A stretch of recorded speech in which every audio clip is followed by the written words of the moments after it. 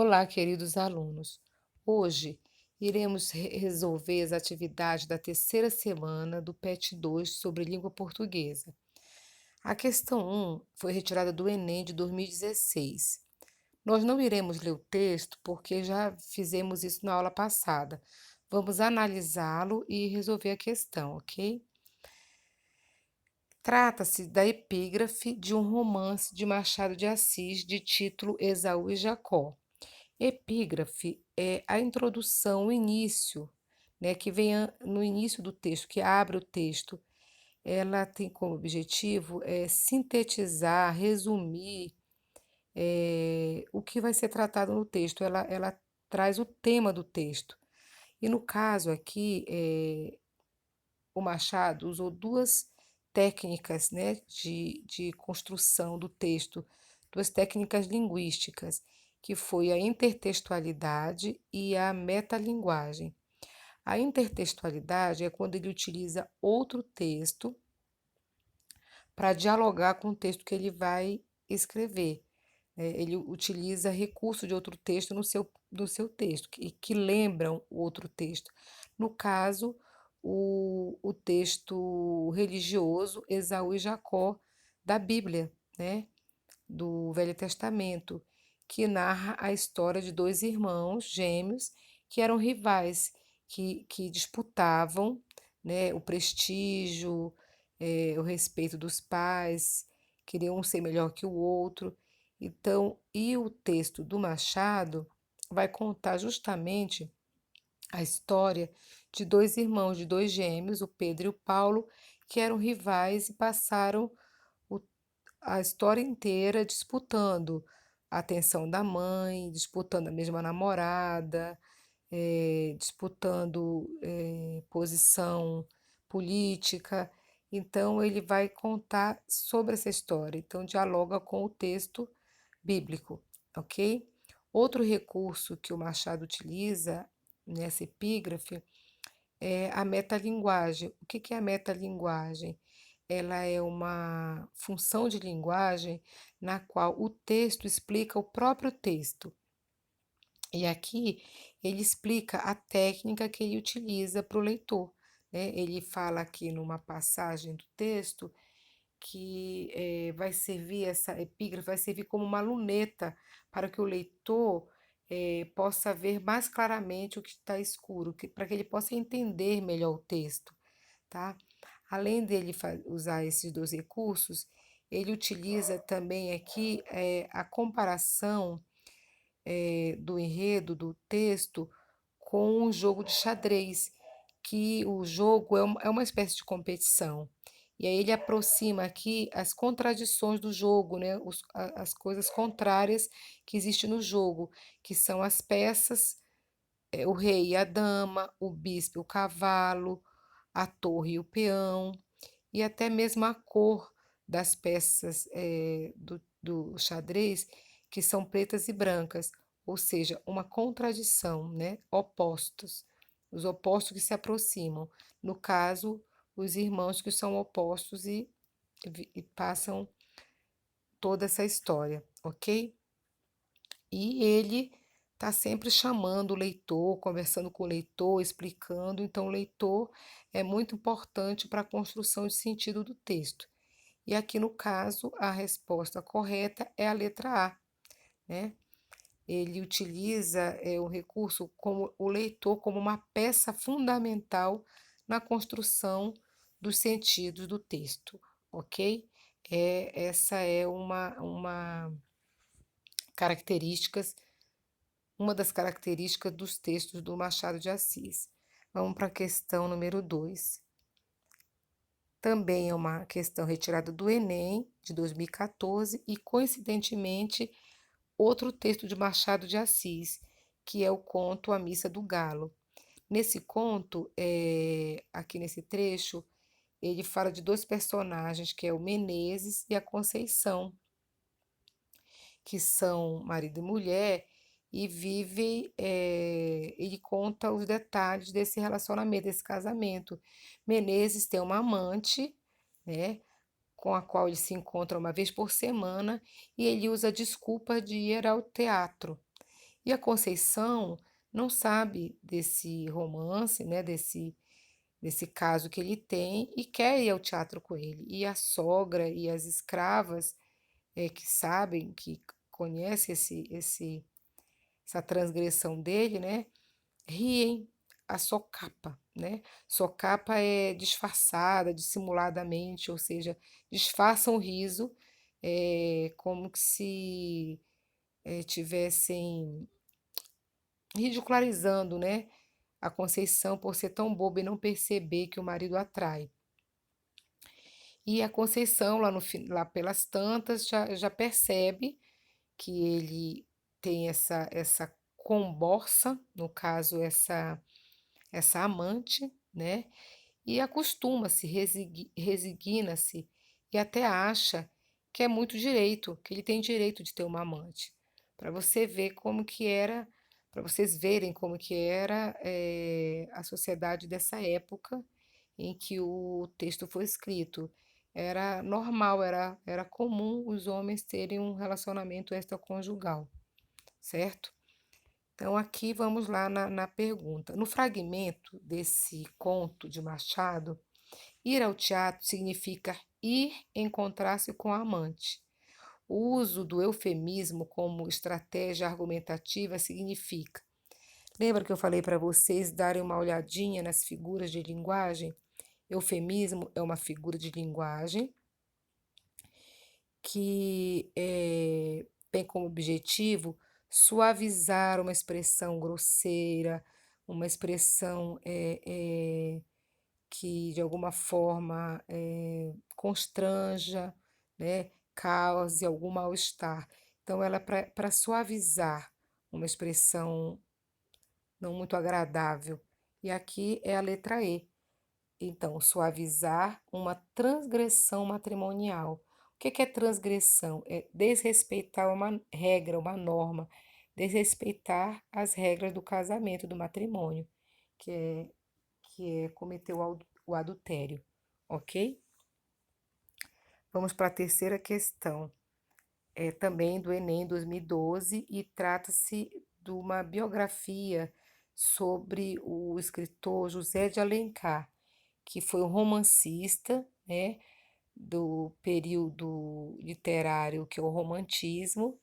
E o José de Alencar, ele tinha um projeto artístico, né, literário, de construir, né, um painel, né, do Brasil para descrever o povo, os costumes, a linguagem, né, os hábitos daquela época por meio dos seus romances.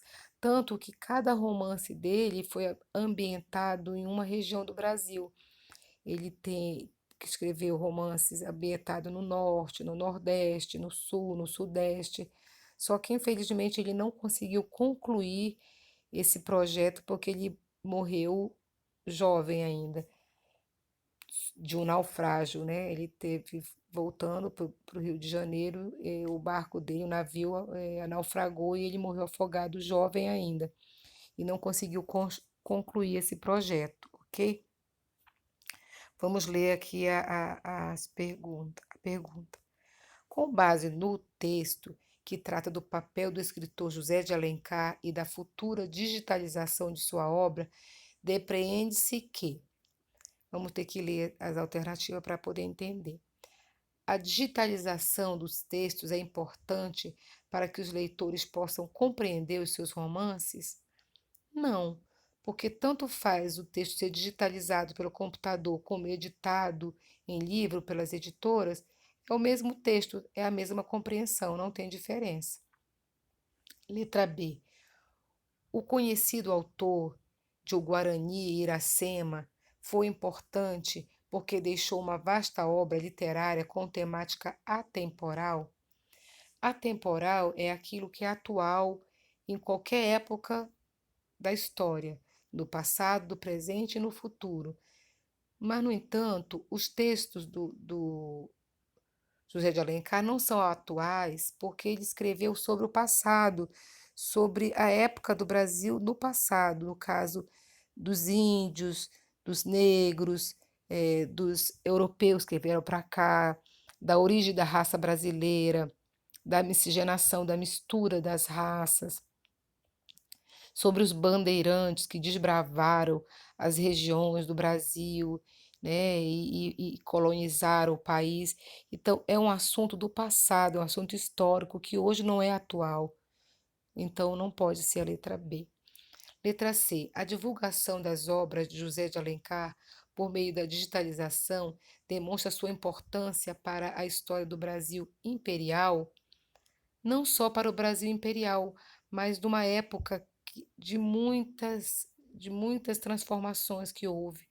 Tudo bem que ele viveu na época do Império, ele foi contemporâneo de Dom Pedro II, mas ele não escreveu só sobre o Império, ele falou sobre tudo o que estava acontecendo na história naquele período, tá? Então abrangeu muito mais coisas. Letra D. A digitalização dos textos de José de Alencar terá importante papel na preservação da memória linguística e da identidade nacional? Sim, porque ele descreve o passado, como que era a linguagem, como que era a história, como que surgiu as primeiras cidades, como que surgiu o povo, sobre a mistura das raças. Então, é uma obra documental, né? A obra do José de Alencar é documental. Letra E. O grande romancista José de Alencar é importante porque se destacou por sua temática indianista.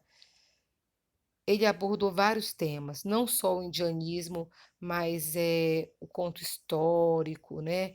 O conto da época do Império, não só o indianismo, ele falou de outras temáticas além da indianista, ok? Então, aqui nessa questão é a letra D.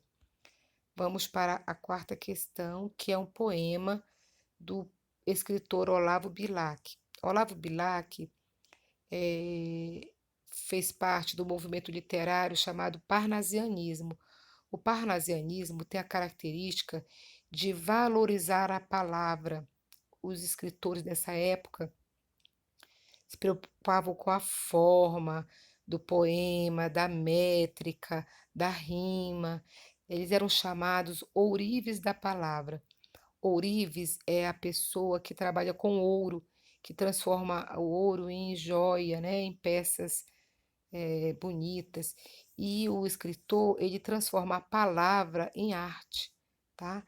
Embora esse poema do Olavo Bilac trate de ideologias, de comportamentos que aconteciam naquela época, porque esse poema ele foi escrito em 1904, logo depois da abolição da escravatura, logo depois da proclamação da República, quando a sociedade tinha um sonho, né, de grandeza, de se transformar numa grande pátria, o Brasil numa grande pátria. Mas também foi uma época onde houve a consolidação da burguesia industrial e do surgimento do proletariado explorado. O que que é isso? O que que era a burguesia industrial? Eram as grandes indústrias, os donos das grandes indústrias, que eram os donos do capital, que tinham o poder do dinheiro para montar as indústrias, as fábricas e contratar os trabalhadores, que eram os proletariados, assalariados e explorados, né? E também foi a época que surgiu as lutas de classe, quando o trabalhador lutava pela sua dignidade, por conquistar os seus direitos trabalhistas, como carteira assinada, salário, décimo, férias, licença maternidade, todos os direitos que foram conquistados ao longo da história pelo trabalhador. E é uma luta que até hoje a gente trava, né?